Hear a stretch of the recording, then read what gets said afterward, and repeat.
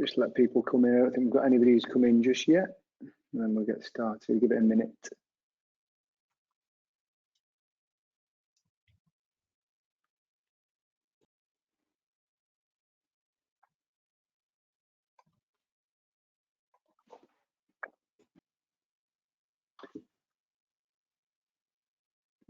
Okay, hello and welcome to today's webinar, Computing for All, Improving Outcomes for Learners from Socio-Economic Backgrounds.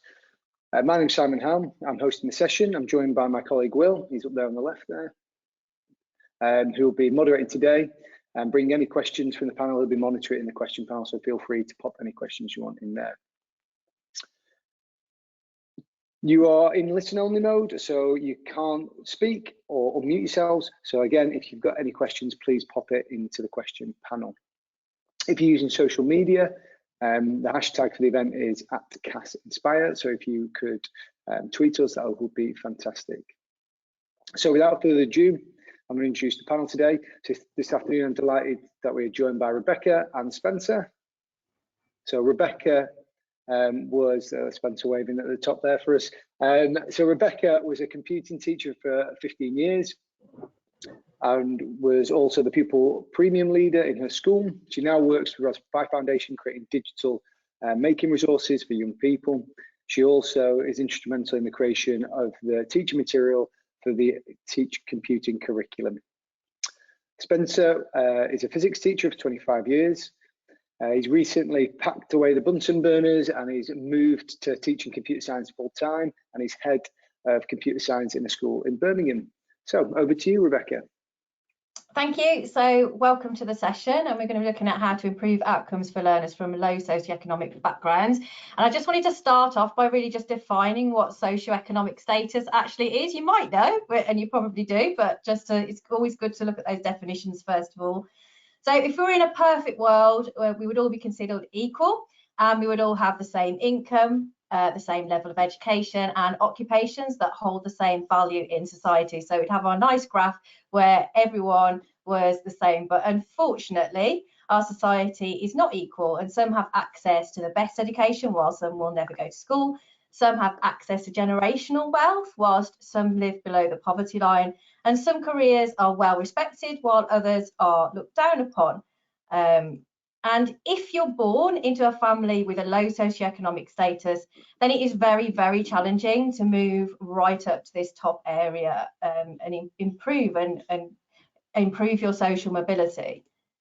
And then we've also got cultural capital in this too. So a person's socioeconomic status can be linked to how much cultural capital they have. And cultural capital is the cultural knowledge that serves as currency that helps us navigate culture and alters our experiences and the opportunities available to us. And you can have cultural capital in different situations. So you might have more cultural capital in certain situations and less in others. And it depends on what sort of you're doing at that time. A child from a low socioeconomic background may wish to study for a degree. However, they face more barriers than someone from a higher socioeconomic background. And I'd like you, if you can, in the chat to think about what those barriers might be. So I'll just give you a few seconds to think about what those barriers might be. You can just reflect on that yourself, or you can put it in the chat. It's up to you. Have we got any responses in the chat?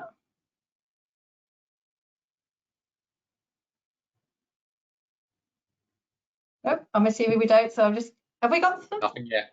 Okay, all right, thank you. Well, we can perhaps look at those later, but I've got some potential ones for you. So they might have less time to study and improve their grades because of having an extra job potentially, or siblings to look after. They might have less access to healthy and regular meals, which can impact on their concentration. Lots of studies into that.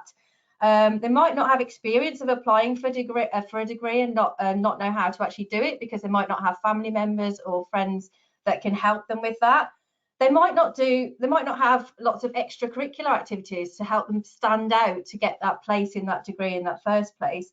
And they might not have access to pay for the degree as well. So they might be needed in their family to go out to work and earn a living instead of going to get a degree. They might be able to get a loan to take the degree, but actually if they're needed by their family to go out to work so that they can support the household, then that's a massive barrier for them.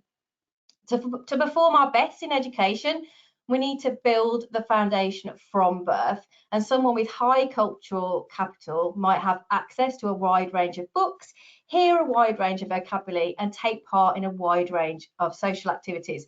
And I just want to sort of point out there, just because you're from a low socioeconomic background, that doesn't mean that you won't have access to books. You probably will have access to books, but the difference between someone with low cultural capital and high cultural capital is the vast range of books and experiences that they might take part in. So cultural capital can also be represented by the things that we own as well. And this is one of my bugbears. I can't stand that we all compare each other based on what phone we have, what car we have, what house we live in, what stage of life we've got to early on. You know, we really shouldn't be comparing ourselves in this way, but we do, and it happens.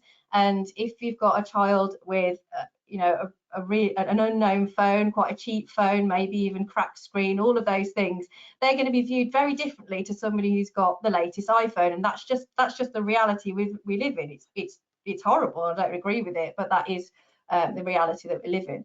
Also, got people with a high cultural capital will grow up experiencing many different situations.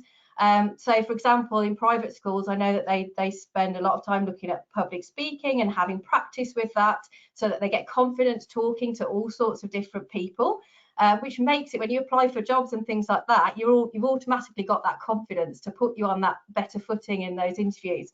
They'll take part in a multitude of sporting activities. If you think of a typical school, you do netball, football, rugby. But if you've got access to money so that you can do extra things after school, you might be doing things like horse riding, snorkeling, fencing, all of those extra things that give you a wider view of the world and being able to take part in more and more conversations. They also know how to address people from high status backgrounds, whether this is an important thing or not. But if you're put in a situation, if you're going for an interview in a prestigious university or something like that, if you already know how to talk to people from those areas and in those sort of cultures, you're more confident because you know how to already speak in those kinds of situations. So, you know, you do start to, the more cultural capital you have, the wider experiences you have, and the more prepared you are for that real world and trying to sort of get those better jobs. There's also the element of, it's not what you know, it's who you know. And this definitely happens. Absolutely, we try to remove bias from application process and things like that. But if you know somebody, if you want to be a lawyer and you know somebody who's already a lawyer, they can tell you, oh, well, this is the best university to go through. This is how you apply. This is the sort of questions you're going to get in interviews. So again, you're going to get that extra foot in the door, and they might even recommend you for work experience, that kind of thing. So again, it's not what you know, it's who you know, which again is not a great thing, but that's what happens.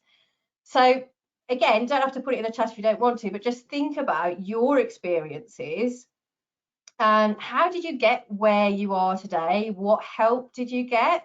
What do you expect to achieve?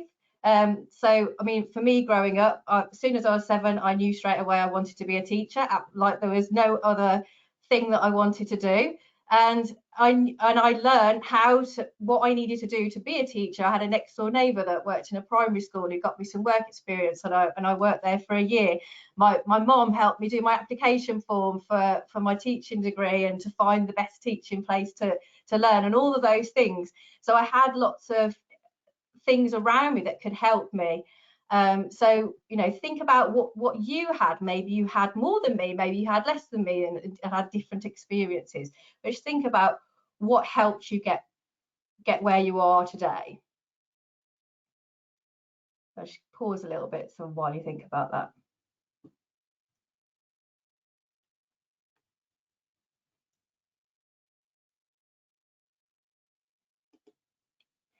So just little segue, the Pupil Premium the Pupil Premium grant. If you're a teacher in England, then you probably know what this is. So it applies to children in England that have received free school meals in the last 6 years, are currently looked after by the local authority, have ever been looked after by the local authority, or are a child of a member of the armed forces. And it's in place to raise the attainment of disadvantaged pupils of all abilities and also support children and young people with parents in the regular armed forces. By focusing on raising attainment, the Pupil Premium grant should help young people to increase their socioeconomic status, because higher levels of education lead to higher levels of income and a better occupation. So that's what it's meant to be doing. Where does computing fit in with all of this? So let's start really thinking what to do. But I'm going to go even further. First, ask yourself, why do we teach English, maths and science? We see those subjects as really, really important, but do we expect all learners who've learned English, maths and science to then go on and be a writer or a mathematician or a scientist? Do we see it as that important because they're going to go to that specific job? Is that what we believe? And just reflecting on that, you'll probably find, well, no, we don't expect everyone to become writers or mathematicians. But those three subjects teach us about the world around us, which is, again, going back to that sort of cultural capital and learning more about the world around us and exposing us to all those different experiences. By doing those subjects, and these are just three things that I've picked up. I mean, there's absolutely tons of things from those subjects. So you can relax into a world of literature, scale up recipes for an increase in guests, and see cause and effect in things. But I mean, those three subjects teach us so much more than that about the world around us. And computing is part of our world too.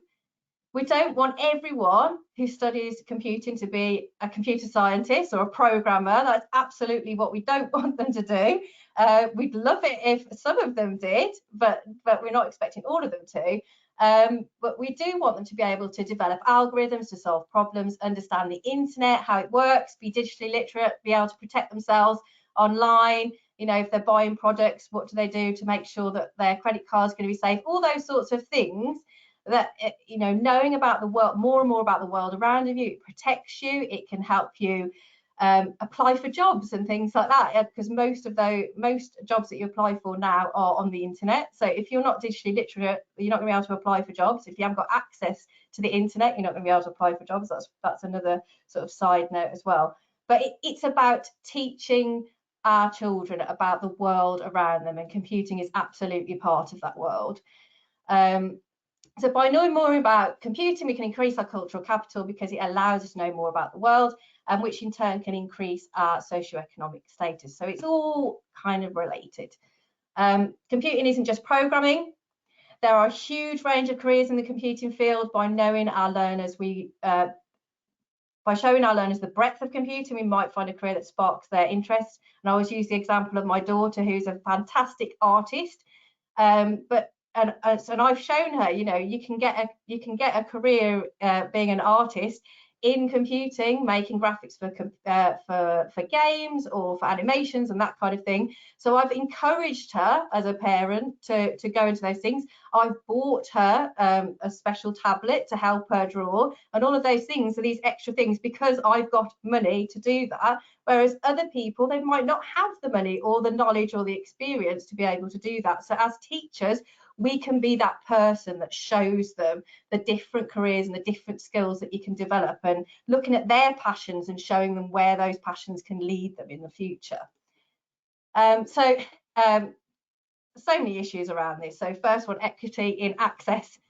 You have a 93% chance of being able to study a computer science GCSE if you are from an affluent area. So already you've got that extra foot in the door because you can study computer science because you're from a better off family. You have a 66% chance of being able to study computer science if you're from a poorer area. You know, and that just says it all in the statistics. There's no equity in access to computer science, and this is in England now, when we have a computing curriculum that started in 2014. This is still a problem. which is not good, and we need to do something about it, and Spencer's going to help us with that in a second. The length of time that you have to study computing can also vary, and in fact the average length of time studying computing at Key Stage 3 is actually reduced since introducing the computing curriculum. So it used to be 64 minutes, it's now 48 minutes. So actually the time is going down, so we need to do something about that too. So you might have different schools, wherever you're watching from. You might be in a primary or secondary school, so you might want to think about how much time you have compared to those statistics, and if you are offering GCSE and those kinds of things. And you know, what could you do to make it better? And here is Spencer to to help you to tell you about his journey and how he's improved things in his school. So everything you just said, Rebecca, really resonated with me and my experience. So I've been teaching in challenging city schools for 25 years. My 26th year teaching, 5 years in Southampton, and then 20 years in Birmingham. And I love teaching in challenging areas. And for the first 25 years of my career, I was a science teacher, and I love teaching physics, teaching chemistry.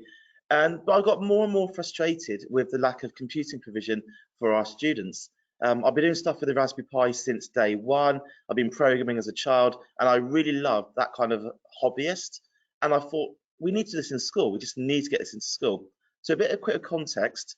2 years ago, year 7, so this is the year of the pandemic, or the sort of the first bit of the lockdown, year 7 had one lesson a fortnight, basically in a classroom with 15 laptops for 30 students to share.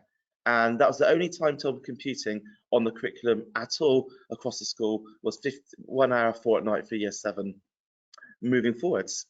On the back of that though, I had students coming to my extracurricular club every single week.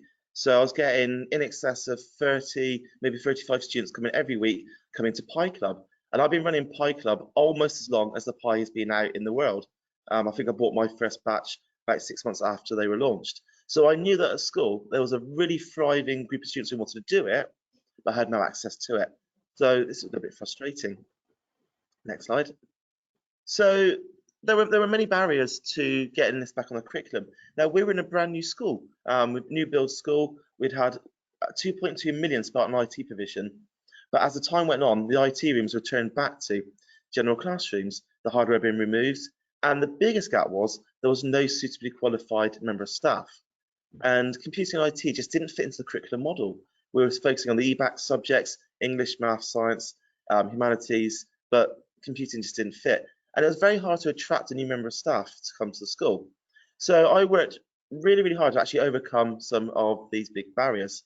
So as I said, I was part of the Pi community right from day one, really doing lots of stuff with them as a Pi Academy, as a sort of student as a Pi Academy.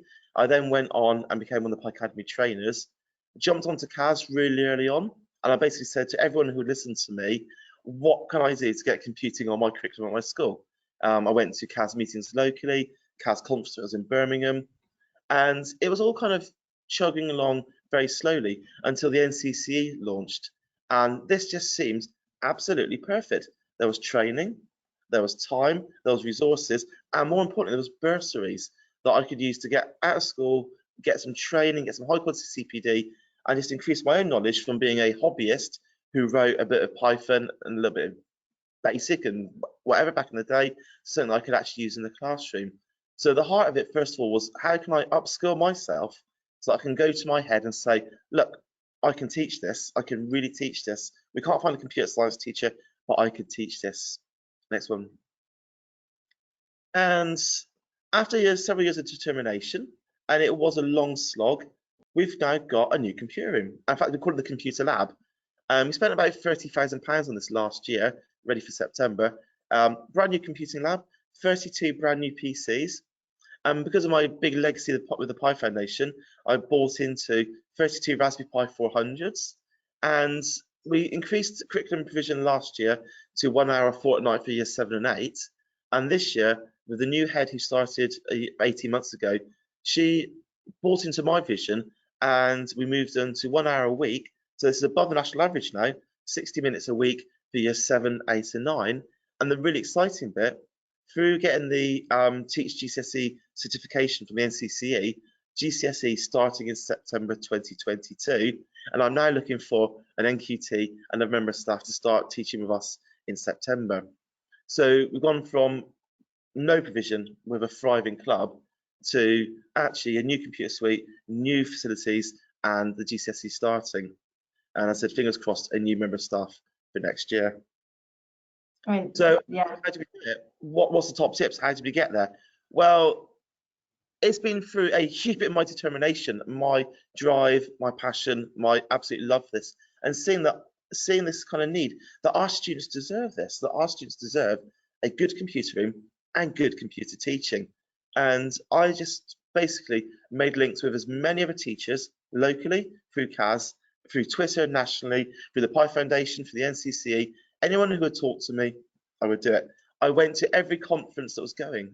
Pi Robot Awards in Cambridge, the CAS conferences where they were back face to face. Anything I could find, I went to. All CPD that was free, I did. So I was basically, my wife would say, not another course. Why are you doing another course? What are you learning this time? Why are you doing this? And actually, I did as much as I could do. And it's about remaining passionate, because I could really see that we were setting up students for a future with technology that they couldn't access because they weren't doing it at school. So it just kept that kind of passion and fire going in my own heart. And the last one, I banged the drum in my school as loud as I could. And I just kept on and on and on and on, saying the students deserve this. The students need to do this. This needs to be on the curriculum. Okay, I'm going to run a club. I'm going to show you that the kids are interested. I'm going to come back to you with a plan for a classroom, the costings, the resourcing. I'm going to skill myself up. I'm going to skill up another colleague. So another colleague teaching now computer with me is Rob, who's a PE teacher. Now, Rob had A-level IT. Fantastic. So a guy with A-level IT is now teaching with me. He's been to Pi Academy when it was in Birmingham. So he's got that kind of Pi background as well. And it's about finding teachers in school who could join you on your mission to get computing on the curriculum. Because it's grassroots people like me who are going to get it into schools in challenging areas where it doesn't currently exist. And with CAS being a grassroots movement as well, we can get ourselves in these kind of schools and doing this kind of good work. So I think just be tenacious, be determined. And when they say it doesn't fit on the curriculum, we can't timetable it, who's going to teach it? Skill yourself up and get into a position where more colleagues can teach. Absolutely, well done. And I absolutely, I mean, so much admiration for what you do for kids. It's like local to me as well, Birmingham, and I think you're doing such a brilliant thing for those kids around you. And you know, I'm really, really proud of everything you've done. And those tips as well, you know, the fact that you share them with people, and I'm sure that you'd help anyone out with you that that needed some advice on, you know, how to get SLT on board and all that kind of stuff.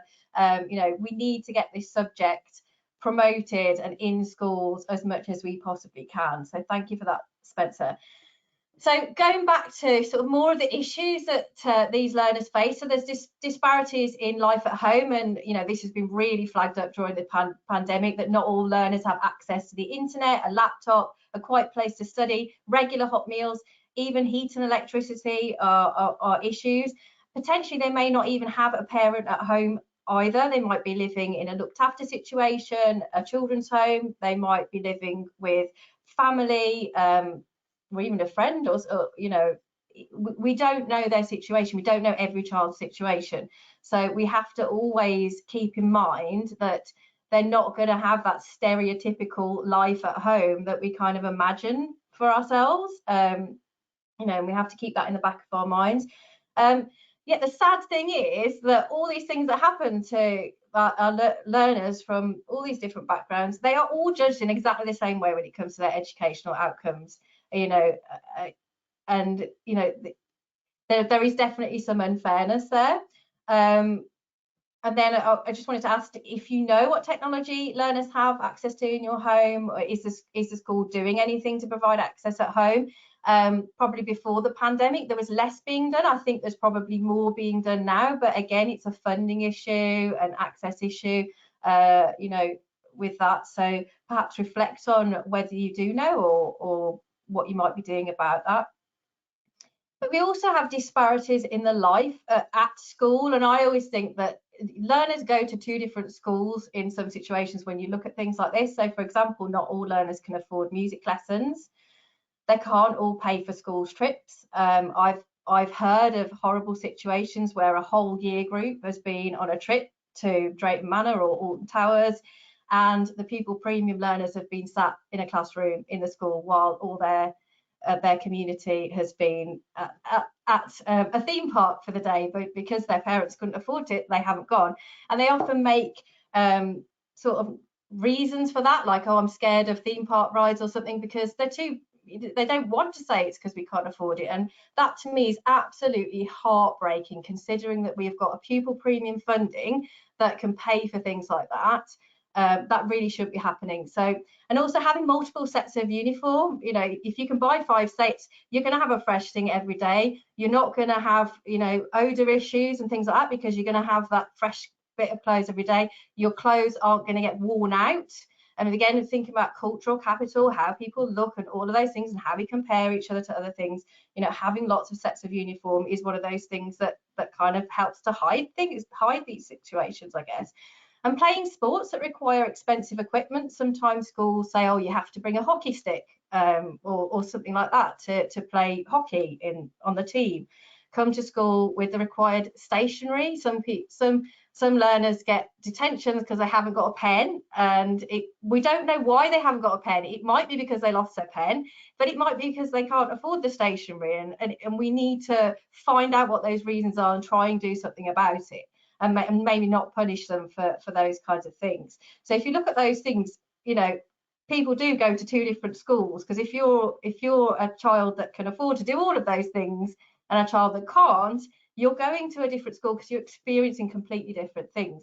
And they can stop a young person from really feeling part of the school community, and that is that we want to make everyone feel part of the community and not let them miss out on these things. I'm sort of saying the Pupil Premium grant can really help with these areas. We have 935, I think, per pupil. Now, I know we're not going to be able to spend all of that on all of those things, but you can get to know your learners. You can find out what their needs might be. If they've got a musical talent, maybe you should then be supporting their music lessons. That doesn't mean you should pay for every single music lesson for every Pupil Premium learner, but if they've got that specific need that they need support with, then that's what you can spend it on. But you know, a huge chunk, and rightly so, is spent on teaching and learning, which is what I will talk about as well shortly. But you know, some part of that budget can go on those things. Then we've got things like unconscious bias. Now, there's been quite a lot of talk about this lately, so I'm not sure what people know about it, but essentially it's automatic experience-based thoughts or judgments that can influence our decision making. So for example, picture a programmer in your mind. What is your automatic image of a programmer? And potentially, unless you've thought about this before, potentially it's going to be a white male crouched over a couple of monitors, potentially with a hood over, maybe in the dark, that kind of thing, because these are the things that we've seen in the media, in films and things like that. It is getting a lot better. We're starting to see female role models now, people of colour role models in films now, which is getting better. But our unconscious mind, if we see lots and lots of images of the same thing, then our unconscious mind is always going to think, well, a programmer must be a white male crouching over 2 monitors, because that's all I've ever experienced in my life of what a programmer is. And it's not. That's not the situation, but that's what's being presented to us. So our unconscious mind is constantly trying to take shortcuts in order to make us more efficient. We use our prior experience to help us make those quick judgments, and in some cases that is really helpful. So if you need to do an emergency stop, you want your brain to kick in and press that brake. You don't want to think, oh, do I need to press the brake? No, you don't. You want to just press the brake. You want to kick it in. But there's situations where that's not good. So for example, 100 job applications, I'm going to make quick snap judgments on names and all those kinds of things. And maybe I'll get candidates that are like me and have experienced me because they're the people I'm familiar with, and you might make snap judgments. So it's not always good in that situation. So what you can do is you can try and learn about, I'm just going to skip ahead a little bit.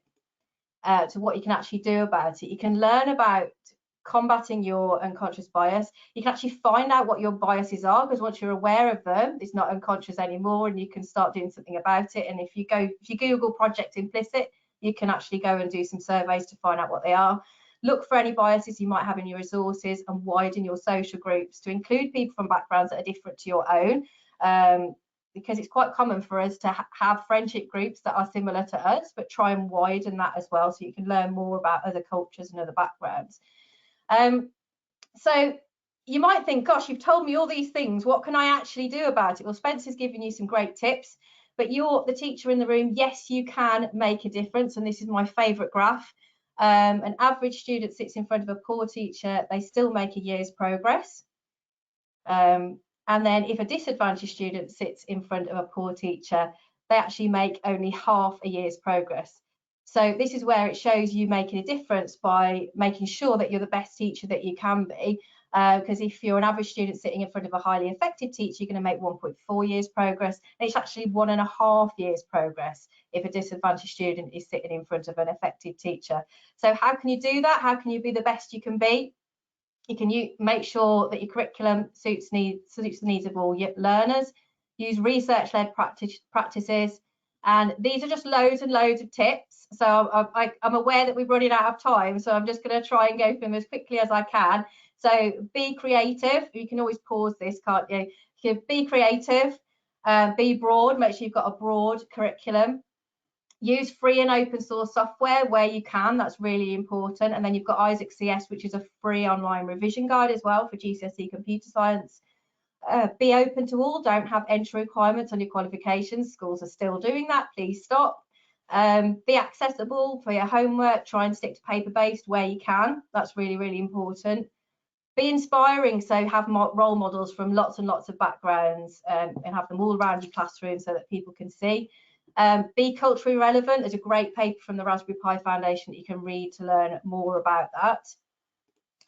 And great teachers use research-led pedagogy as well. The Education Endowment Foundation is an absolutely awesome place to learn about just general teaching and learning and strategies that you could use, like feedback, metacognition, and those kinds of things. But then also computing-specific pedagogy. You've got Hello World, the Big Book of Pedagogy. You know, there's absolutely tons and tons of tips in there, and it is free download for PDF. You can buy the hard copy if you want, but it is a free download of PDF that's going to give you tips on all of these things here listed, but tons more as well. So I was going to ask what approaches are you already using, and ask you to share them, but I think we've run out of time now. So these are my key takeaways. So focus on where you can make a difference. You absolutely can. Be aware of your unconscious bias, know your learners and their context, keep a broad, creative and culturally relevant curriculum, and use research-led pedagogical practices. Thank you. Thanks a lot, Rebecca and Spence. That was very informative. Will, have we got any questions? No questions. No questions. Excellent. So thank you for joining us today, and a big thanks to Rebecca and Spencer. You know, I certainly have got a lot from that, and it's really sort of made me reflect upon practice and, you know, how we interact with pupils, which is great. So can I please encourage everyone to share personal highlights from today's session on social media? Remember the hashtag is CAS Inspire. At the end of the webinar, a short survey will appear on your screen. We'd be grateful if you could take that. Please continue to spread the word about CAS Inspire. We host future CAS Inspire sessions all the way through 2020. Please join us next week for our secondary session, which we're discussing the Isaac platform to support GCSE computer science. Again, big thank you to Rebecca, Spencer and Will. Thanks for joining us, and see you next week.